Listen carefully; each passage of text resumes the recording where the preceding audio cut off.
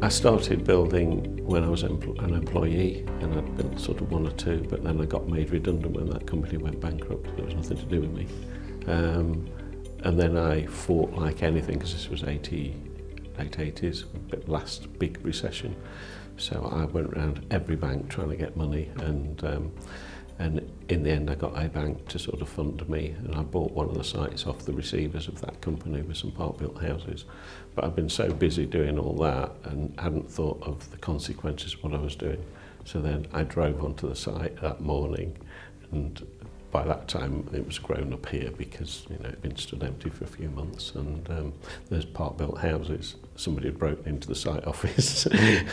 Somebody smashed the windows on the forklift, and I actually sat there and went, oh God, what have I done? I'm going to lose my house and everything. So that was sort of a big moment.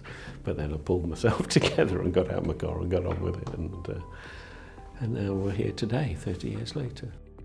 The earliest memory that I've got of Chestnut Homes is Dad, just because he would come home in the pickup and bring work gear home, and yeah, I didn't have a choice. I didn't really have much of a choice. I had two choices. One was when I'd finished school, I could go and start work for Chestnut Homes, or I could go to college and do sport and exercise science for 2 years and then join Chestnut Homes. So either way I was tied in, I think.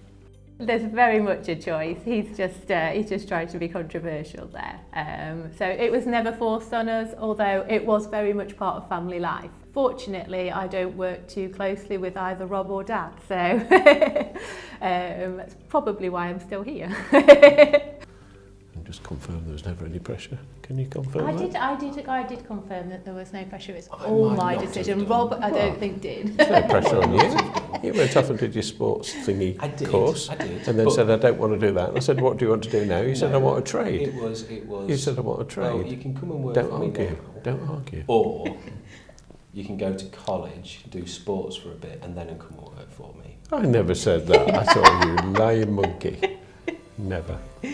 I was working for another developer in Lincolnshire. Dave would like to say that I got the sack. How did it come about? Well, he got sacked by Broadgates. A particularly interesting one, I think. My wife would say I spend probably more time with Dave than I do with her.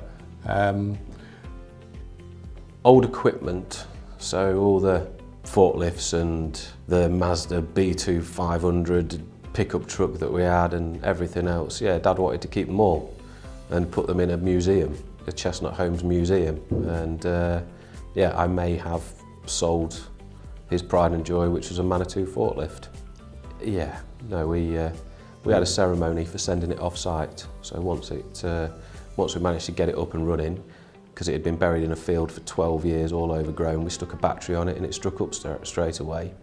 We put it on the back of a low loader, and we all stood round and gave it a send-off, to be honest, and waved goodbye to it, and then sent Dad the video, which I don't think he's ever forgiven us for, really.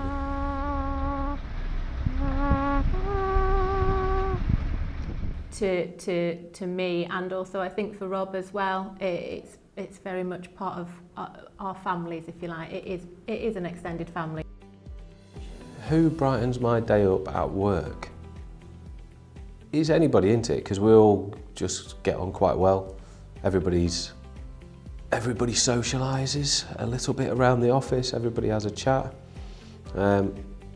Liz on a Thursday, Friday, because Monday, Tuesday, Wednesday she's not very happy, but on a Thursday and Friday she's great.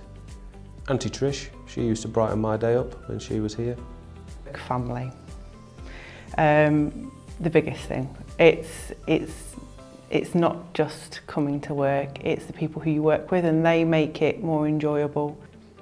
I think we laugh a lot, and we take them. I think you've got to have broad shoulders, because we'll also take the mickey out of each other quite a lot. We've been laughing about who do you think, when there's an email that goes around saying there's food in the office, who's normally the first one to go? The drawing office. It's almost like a klaxon goes. The email goes out, there's cake in the office. and everybody runs down. And who's the first kitchen. person to get cake? Martin. Yes. Martin is always first. Malcolm. No, it's not Marcus me. is It's, always it's going Rob. I straight think first. Rob is No, it's definitely you. It's me. Definitely It's me you. then. Yeah.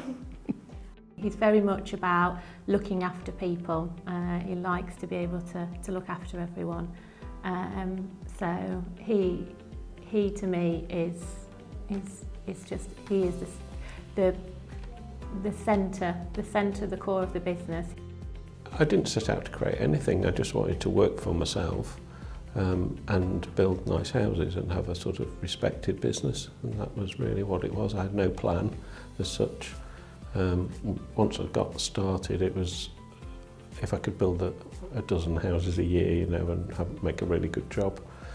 That was good. But I've always been sort of a people person, really, in terms of teams and being in tune with people. You know, I like to walk around the office, and I think I can sense where everybody's at, if you know what I mean. And if somebody's not feeling very well or is a bit down, you know, I always sort of try and say okay. So I think that's important, because business is all about systems and people. Hopefully it's a memorable night, and hopefully everybody has a great time.